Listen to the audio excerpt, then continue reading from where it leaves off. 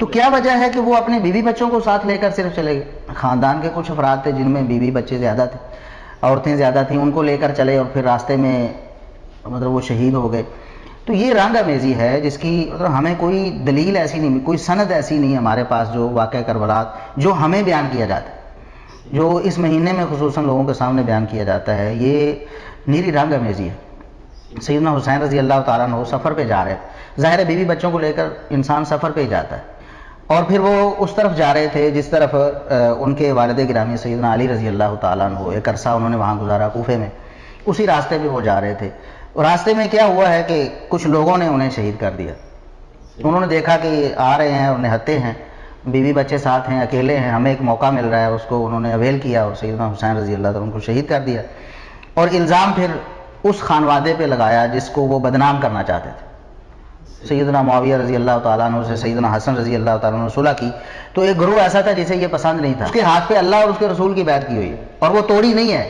سیدنا حسین رضی اللہ تعالیٰ عنہ کی شہادت اگر اس کے ہاتھوں ہوئی ہوتی تو عبداللہ بن عمر رضی اللہ تعالیٰ عنہ تو اس بیعت کو فوراً توڑ دیا۔ یہ ایک اس کا پس منظر پھر جوڑتے ہوئے ظاہر ہے کہ کچھ لوگوں کا مقصد ہے کہ نبی کریم صلی اللہ علیہ وسلم کے جو جانسار صحابہ تھے ان کے بارے میں لوگوں کو بدظن کیا جائے۔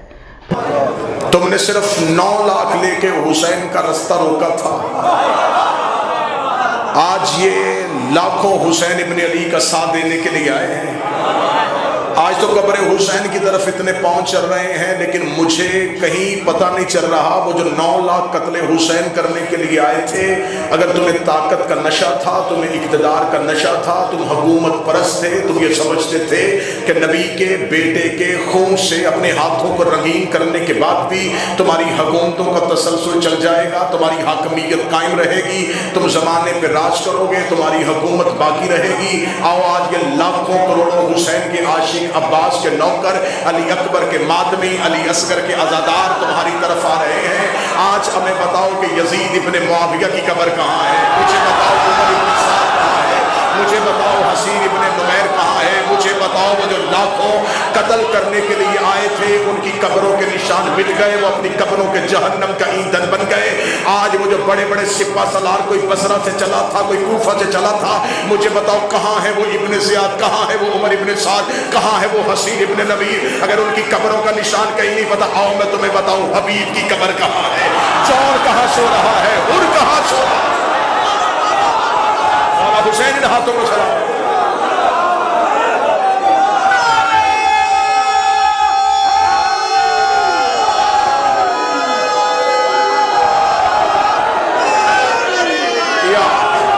آؤ ہم تمہیں بتائیں، بسم اللہ، ہم تمہیں بتاتے ہیں کہ حسین کا حر کہاں سو رہا ہے، ہم تمہیں بتاتے ہیں کہ حسین کا حبیب کہاں آرام کر رہا ہے۔ وہ جو ایک رات کے لیے آیا تھا وہ بھی ان کا علیہ السلام ہے۔ صدر زمین پہ گئی ہے، میں پھر سر اٹھانے لگا۔ وہ جو ایک رات کے لیے آیا تھا وہ بھی حسین کا علیہ السلام ہے۔ ایک رات کا آنے والا مہمان حسین علیہ السلام بنا دیا، تیرا تخت پہ بیٹھنے والا حسین لعنت اللہ بنا۔ سلام ان قدموں کو۔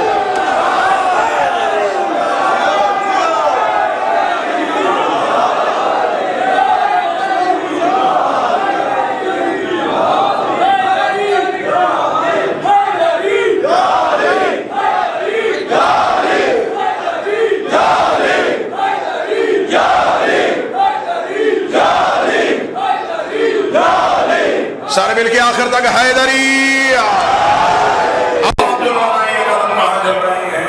ہم کیوں پیدل چلتے ہیں قبر حسین کی طرف؟ خلقت انسان میں سب سے پہلا جو کام ہے وہ انسان چلنے کی کوشش کرتا ہے۔ لوگ کہتے ہیں کہ شاید یہ پیدل چلنا، یہ 40 کی واک، یہ حسین کی قبر کی طرف چلنا، یہ شیعوں نے کلچر بنایا ہے۔ یہ کلچر نہیں ہے، یہ عبادت ہے۔ حسین کی قبر پہ چلنے والے، قدموں پہ اعتراض کرنے والوں، حج کے دنوں میں صفا و مروہ پہ دوڑنا چھوڑو۔ ہم تو بڑے اطمینان سے چل رہے ہیں, ہم تو بڑے وقار سے چل رہے ہیں, ہم تو رکتے ہوئے جا رہے ہیں, ہم تو سانس لیتے ہوئے جا رہے ہیں, ہم تو ایک دوسرے کی خدمت کرتے ہوئے جا رہے ہیں. یہ قدم آہستگی کے ساتھ, وقار کے ساتھ, اطمینان کے ساتھ, احترام کے ساتھ ہماری گردنوں میں کوئی غرور حسین نے ایسا دیا ہے. ہم کرم کی تلاش میں جا رہے ہیں, ہم حسین کی طرف جا رہے ہیں. ہمارے دلوں کو سکون ہے, ہم خرچ کر کے آئے ہیں. ہمیں نہ گرمی کی پرواہ ہے, نہ پیاس کی فکر ہے, نہ بھوک کا خطرہ ہے. یہاں پہ ہم اپنی پوری دنیا کو رونتے ہوئے حسین کی طرف جا رہے ہیں. حسین کے اس ماتمی کے چہرے کا وقار دیکھو. حج کے دنوں پہ صفا و مروہ پہ دوڑنے والوں, ہمیں بتاؤ صفا سے لے کے مروہ تک یہ چکر لگانے والے, نہ تیرے چہرے پہ اطمینان تھا, نہ تیری رفتار میں وقار تھی, نہ تیرے لہجے میں وہ کھن تھی, نہ وہ گرج تھی. آخر تیرا چہرہ اتنا گھبرایا ہوا کیوں تھا؟ آخر تیرے چہرے میں اتنی فکر کیوں تھی؟ اس لیے کہ تجھے خبر ہی نہیں تھی کہ تو کیا کر رہا ہے. تو نے یہ صفا و مروہ کے درمیان صحیح کی تھی, یہ کیوں کی تھی؟ کہتے یہاں ایک نبی کی ماں دوڑی تھی, نبی کی ماں دوڑی تھی, نبی کی ماں دوڑی تھی. اس کا مطلب ہے کوئی ماں بیٹا بچانے کے لیے دوڑے تو کیا اللہ قیامت تک کے لیے مسلمانوں پہ واجب کرے گا؟ اس کا مطلب ہے کہ وہ بیٹا بچانے کے لیے نہیں دوڑی تھی, وہ ایک حجت کو بچانے کے لیے دوڑی تھی. اور اچھی عورت حجت بچانے کے لیے دوڑے تو اللہ مسلمانوں پہ سنت بنا دیتا ہے. اور اگر کوئی عورت حجت کو لڑنے کے لیے آ جائے, وہ جتنے قدم چلی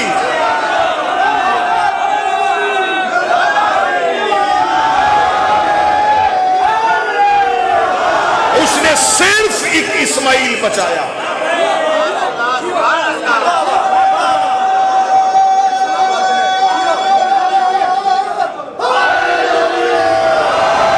اس نے صرف ایک اسماعیل بچایا.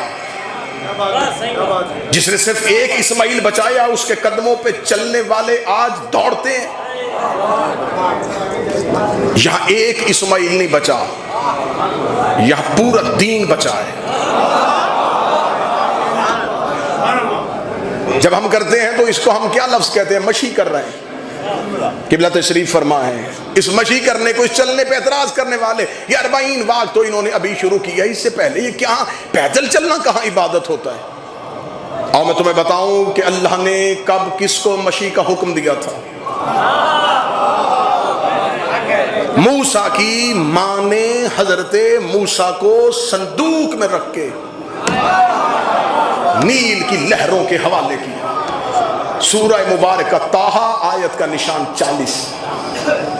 جو ہی حضرت موسیٰ کی ماں نے صندوق میں رکھ کے بیٹا لہروں کے حوالے کیا, خدا کہتا ہوا اِذْ تَغْشَىٰ أُخْتُكَ, پھر یاد کر موسیٰ جب تیری بہن نے مشی کی تھی. قرآن میں لفظ مشی استعمال ہو رہا ہے. خدا کہہ رہا ہے موسیٰ تیری بہن چلی تھی.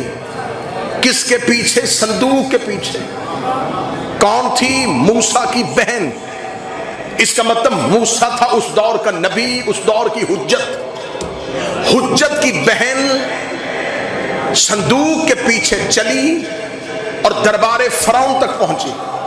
اور دربار فرعون میں جا کے حضرت موسیٰ کی بہن نے حضرت موسیٰ کا تعارف نہیں کروایا, بلکہ بتایا کہ میں ایک ایسی خاتون کو جانتی ہوں. تو میری طرف کیجئے گا, میں ایک ایسی خاتون کو جانتی ہوں, یہ بچہ جس کا دودھ پیے گا.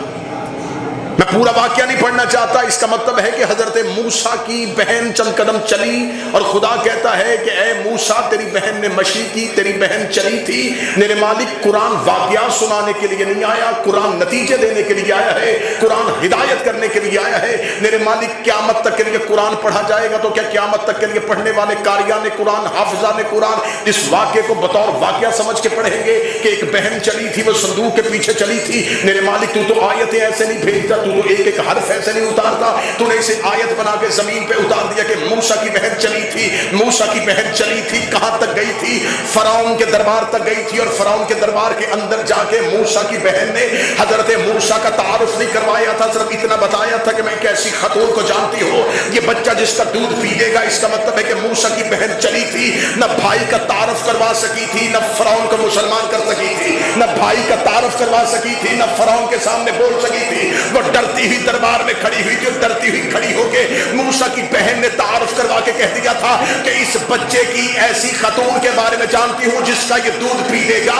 और सिर्फ हजरत मूसा की जिंदगी बचाने के लिए वो बहन घर से निकल के फरौन के दरबार तक गई और खुदा ने उसकी मशी करना, उसका पैदल चलना अल्लाह ने कुरान में आयत बना के रख दिया। मेरे मालिक तूने वाकया लिखा है, फरमाया वाकया ने लिखा मुझे किसी मस्तूर की फजीलत बतानी है कि मूसा की बहन चंद कदम चल के फरौन के दरबार में गई, न मूसा का तारुफ करवाया, न फरौन को तख्त से उतारा।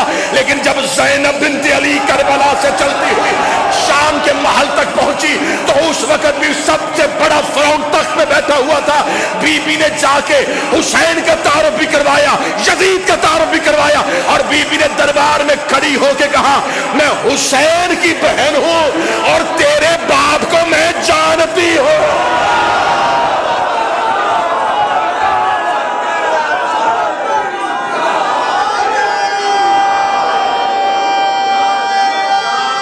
बिस्मिल्लाह बिस्मिल्लाह।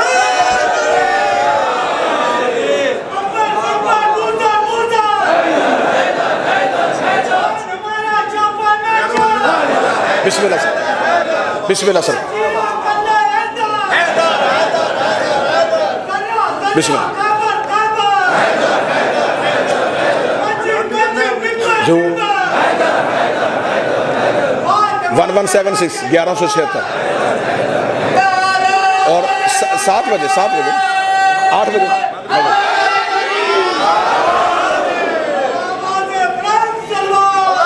अल्लाहुम्मा सल्ली अला मुहम्मद व आले मुहम्मद। और इंशाअल्लाह एक ज़रूरी ऐलान, यहीं से इसी रस्ते पे चलते हुए एक मंजिल आएगी, पोल नंबर 1176 1176 मौक़िब शहज़ादी उम्मुल बनीन सल्लल्लाहु अलैहा। मीर साहब वहाँ खिदमत के लिए मामूर हैं, मालिक इनकी खिदमत को कबूल फरमाए, ये सिलसिला इनकी नस्लों में मुसलसल फरमाए, इनकी नस्लों को ये अब मेरा मालिक ये खिदमत नसीब फरमाए। इंशाअल्लाह कल ठीक रात मगरिब के बाद 7:30 8 बजे के करीब वहाँ मजलिस शुरू हो जाएगी और वहाँ भी हाज़िरी होगी। अब तमाम अहबाब जो चलेंगे यहीं से चलते हुए उस मंजिल की जानब जाएंगे या जो पहुँच चुके हैं उनको इतला दें, इंशाअल्लाह कल वहाँ पे मजलिस होगी। चली मूसा की बहन, लेकिन मूसा का तारुफ नहीं करवाया।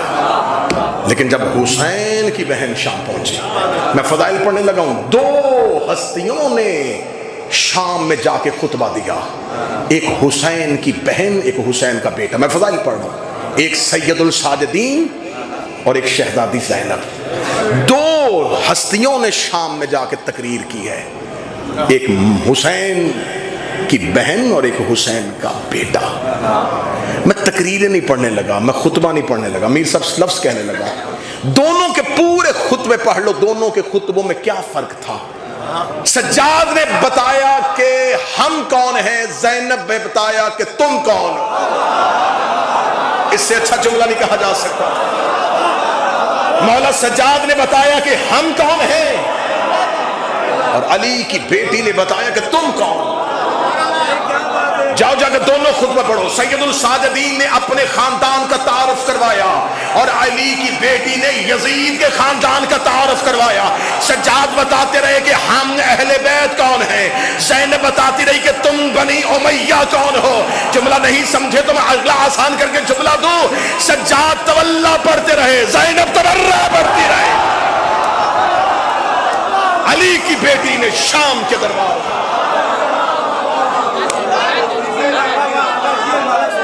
बिस्मिल्लाह सर। नजर आते हैं, अरे इनको बस हम ही खतावार नजर आते हैं और खुद के लिए बीचों पढ़ा देते हैं जुम्मे की नमाज। बिस्मिल्लाह।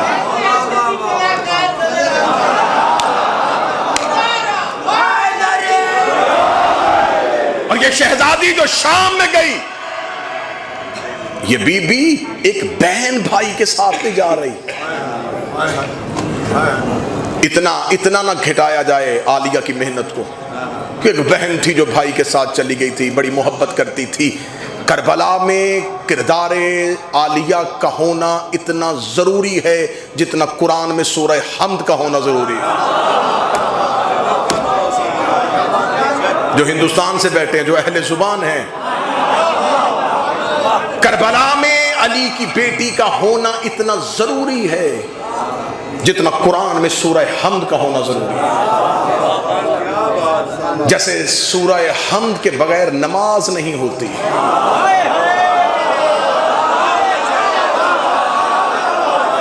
عالیہ کے بغیر کربلا نہ ہوتی. یہ بہن بھائی کے ساتھ نہیں آئی، شہزادی کربلا میں پہنچی ہے. یہ ہمارا پیدل چلنا اسی بی بی کی سنت ہے، اسی کی سیرت ہے، اسی کا طریقہ ہے. سلام کرنے لگا ہوں اگلے جملے پہ علی کی بیٹی کو. یہاں ایک بہن بھائی کے ساتھ نہیں گئی، بی بی اپنے منصب کے تحت گئی. کیا منصب تھا علی کی بیٹی کے پاس؟ کس رشتے اور کس ناطے کے ساتھ کربلا میں گئی ہے؟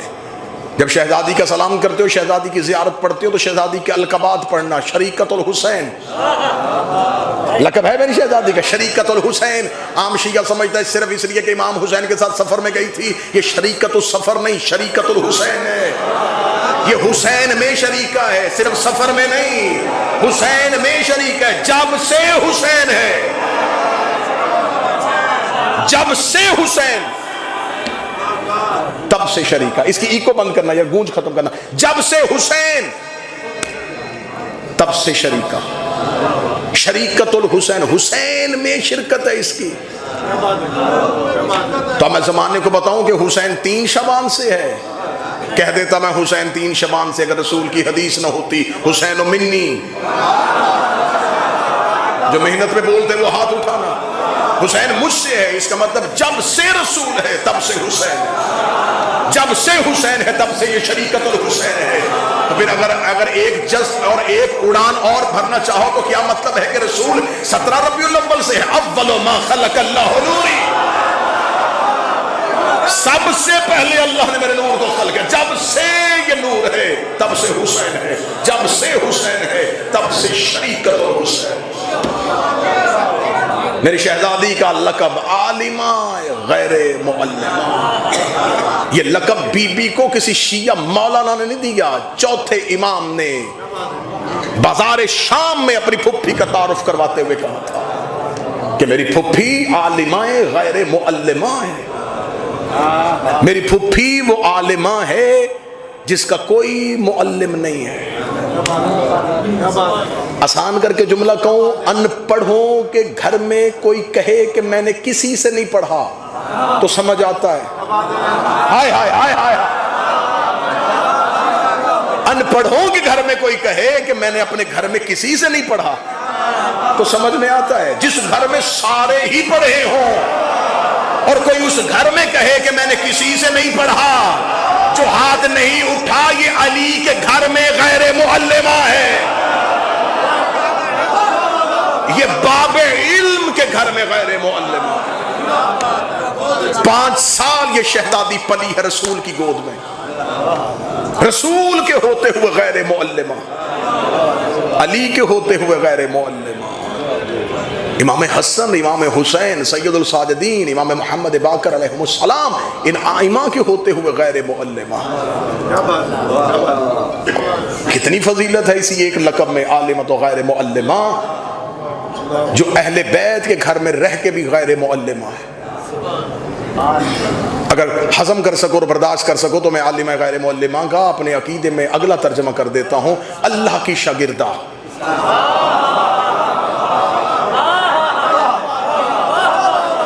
میں غیر معلمہ کے بعد میں کیا کہوں کہ جس کا کوئی بھی یہاں معلم نہیں ہے تو اس کا مطلب ہے اللہ کی شاگردہ. سر نہ ہلانا اور اگلی صدر سن لینا، وہی صرف نبیوں کو ہوتی ہے.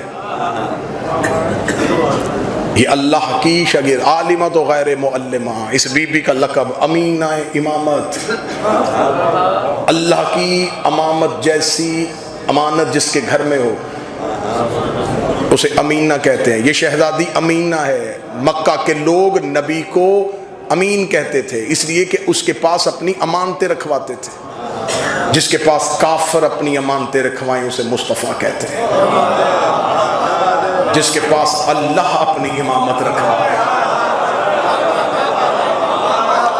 اسے امینہ امامت کہتے ہیں.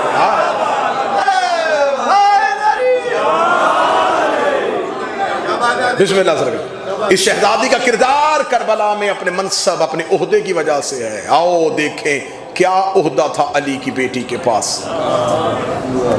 کتنا بڑا عہدہ ہے کہ اس بی بی کا اسم مبارکہ ہی بتاتا ہے کہ اس کے پاس کتنی فضیلتیں ہیں. زینب باپ کی زینت. قرآن کہتا ہے کہ بیٹے ماں باپ کی زینت ہوتے ہیں. حسن حسین کے ہوتے ہوئے باپ کی زینت ہے. کسی گھر میں بیٹا نہ ہو تو وہ تو کہہ سکتا ہے کہ میری بیٹی ہی میرا بیٹا ہے. جس کے گھر میں حسن بھی ہے, حسین بھی ہے, عباس بھی ہے, لیکن زینت باپ کی پھر بھی یہ ہے. لفظ بدلتا ہوں, جو رحمان کی زینت ہے یہ اس کی زینت ہے. یہ شہزادی ہے امینہ امامت. بس ایک سطر گزرتے ہوئے پڑھنے لگا ہوں. کون سی امانت تھی اس بی بی کے پاس؟